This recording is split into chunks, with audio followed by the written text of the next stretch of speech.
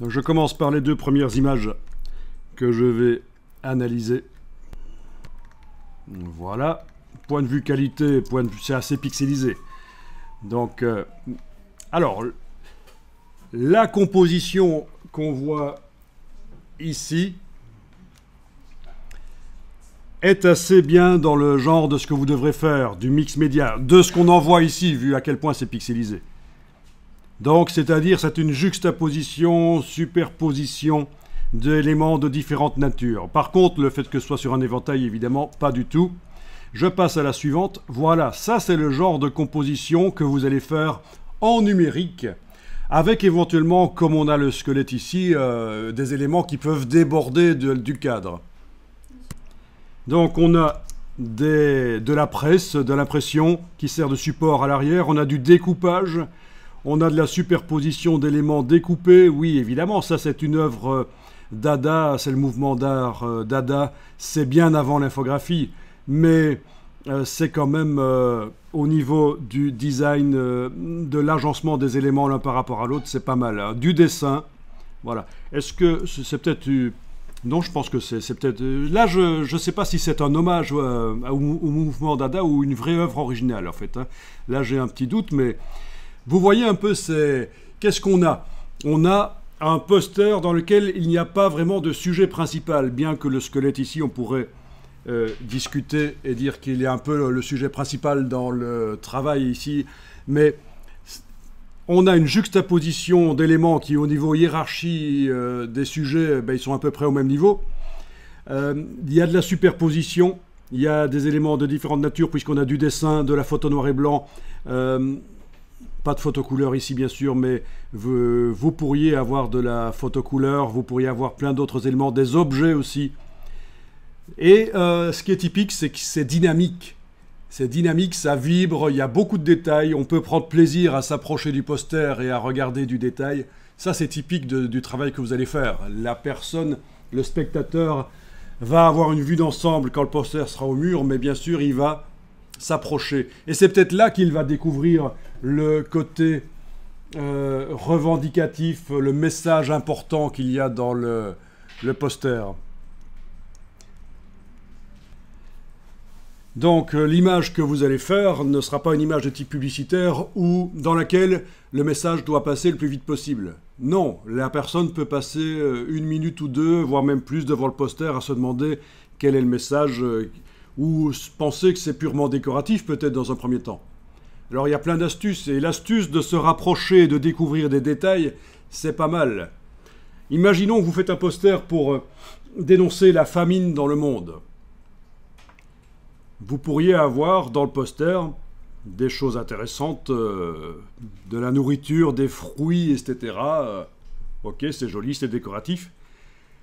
Et puis, derrière ça, il y a un motif qui a l'air sympa. C'est rose, c'est jaune, c'est gai. Mais quand on s'approche, on constate que le motif, ben, ça représente par exemple, il est constitué d'enfants faméliques qui crèvent la dalle, des enfants, la famine. Et donc ça crée un choc chez le spectateur. Votre poster, qui au départ semblait être décoratif et sympa, en réalité c'est une dénonciation de problèmes de la faim dans le monde, de la surconsommation peut-être dans les pays occidentaux. Voilà, donc ça c'est un exemple de l'utilisation d'un motif qui a l'air joli vu de loin, et quand on s'approche, ben c'est choquant. Je continue avec les deux images suivantes. Alors là, le problème de cette image ici, c'est qu'il y a un sujet principal. Et donc dans votre travail, il ne devra pas vraiment y avoir de sujet principal, mais une multitude de sujets différents juxtaposés. Il y a certaines choses intéressantes ici au niveau du dessin et de la superposition avec des éléments de presse. Ça oui. Ça peut être la partie intéressante. Les motifs, pourquoi pas. Ça fait partie des choses intéressantes. Les parties les plus claires qui sont constituées de coupures de presse, ça c'est typique aussi. Ça peut être intéressant que les parties les plus claires ne soient pas vraiment du blanc, mais soit en fait du papier déjà imprimé. Pourquoi pas? Ici, c'est plus infographique, c'est plus de la juxtaposition d'images et c'est fait de manière automatique. Ce n'est pas du tout dans le sens où on va aller. Donc autant dans l'autre image, je pouvais trouver des choses, dans celle-là, des choses intéressantes, notamment la coupure de presse superposée, déchirée pour créer des parties blanches. Autant dans l'autre, c'est moins intéressant pour le travail. Donc attention, il ne s'agit pas de réaliser une illustration qui représente quelque chose. Il s'agit vraiment de créer une juxtaposition d'objets qui participent tous ensemble à un message.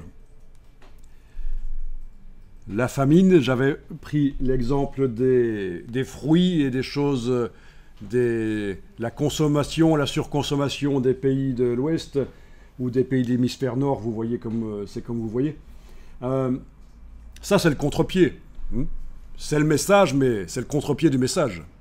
Ça dénonce la famine, mais en montrant la surconsommation d'un côté, qui est peut-être la cause de la famine de l'autre. Vous êtes sûr que vous n'avez pas tout ? Alors, filer des objets comme ça, à un certain stade, ça devient difficile d'intégrer des objets dans Photoshop. Donc c'est un peu complexe. Oui, placer des objets dans Photoshop comme s'ils étaient posés sur le poster, comme des choses comme ça, avec un ombrage, ce serait possible. Mais je pense que le filet ici, ça peut être un peu plus compliqué. Donc il n'est pas interdit de ruser et de faire une première partie du travail dans le logiciel, de sortir ça en haute définition sur papier, sur le papier, de venir intervenir, mettre des cordes, des taches, des objets, de la couture, des déchirures.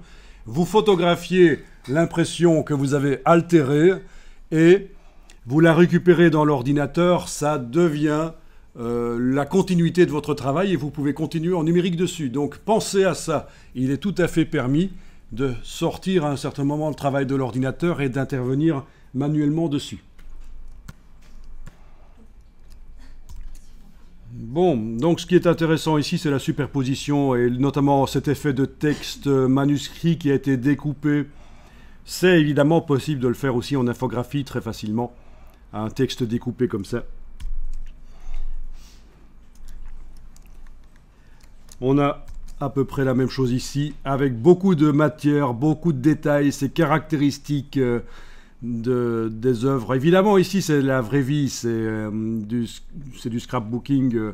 Mais je veux dire, dans l'œuvre numérique, vous pourrez aussi avoir de la texture, beaucoup de choses à voir. Mais il ne faut pas que ça vous prenne du temps. Ça doit être facile à faire. Il ne s'agit pas de faire un travail pixel par pixel, bien sûr. Et au niveau du placement des éléments, bon, ici, celle-ci, c'est... Il y a un sujet principal, c'est quand même l'oiseau, donc par rapport à ce que vous devrez faire, où il y a plusieurs sujets, c'est pas tout à fait le thème. Mais enfin, je veux dire, au niveau du placement des éléments, je vais revenir plutôt sur celle-là. Voilà. Ce n'est pas nécessairement très important. Par exemple, celle-ci, si elle s'était trouvée à cet endroit-ci, au lieu de là, est-ce que ce serait important ? Voilà, ou les choses ici, les coquillages, est-ce que c'est important qu'ils soient là plutôt qu'ailleurs? Non. Donc au niveau du placement des éléments, là aussi, puisque c'est une œuvre mix média qui est un agglomérat, une juxtaposition d'objets de différentes natures, vous allez avoir assez facile pour positionner les éléments. Vous n'allez pas devoir réfléchir pendant des heures à la composition, quoi. Ça va venir naturellement. Ça fait partie du travail. C'était ce côté ludique, en fait, naturel dans le mix média. Il faut s'amuser, il faut que ça aille vite, quoi, quand vous le faites. Hein. Comme vous le sentez, vous positionnez les choses. Je passe aux deux suivants. Alors, ceci n'est pas du tout dans ce que vous devrez faire parce que c'est une représentation tridimensionnelle, c'est plus un photomontage, ceci. Même si c'est du collage, mais il y a une tentative de représenter une tridimensionnalité, c'est une fenêtre ouverte sur une réalité, et c'est pas vraiment ça. Justement, elle était dans Donc l'œuvre que vous allez faire, elle va se suffire à elle-même. Ce sera un objet artistique. Ce ne sera pas une tentative de représenter une réalité comme ce qu'on voit ici. Je passe au suivant. Oui, donc ce qui est intéressant, c'est cette superposition d'objets de différentes natures. Mais on a quand même un sujet principal ici, et donc c'est moins intéressant. Les couleurs sont sympas, c'est adapté à un sujet léger, et justement, si votre sujet est grave, ça peut faire contre-pied l'usage de couleurs jolies, entre guillemets, pour un sujet grave.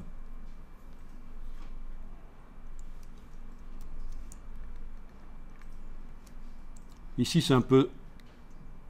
C'est pas photographié déjà en mettant l'appareil photo à la verticale par rapport au scrapbook. Donc c'est un peu trop du relief, ça. Hein. C'est même plus du bas-relief, ça devient du haut-relief, là. Donc non. Donc ça, c'est la fin de l'analyse de la première série d'images ici.